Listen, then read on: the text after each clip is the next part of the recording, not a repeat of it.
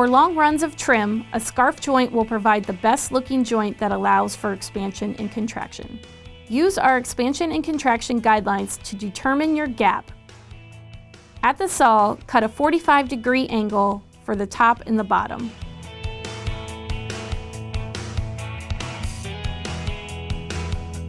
Once your bottom is installed, you will want your fasteners 2 inches from the edge of the board.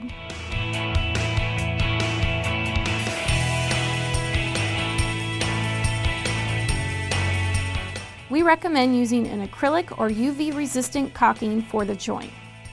Once your acrylic or UV resistant caulking is in the joint, you can put your last piece on and again fasten within 2 inches from the ends.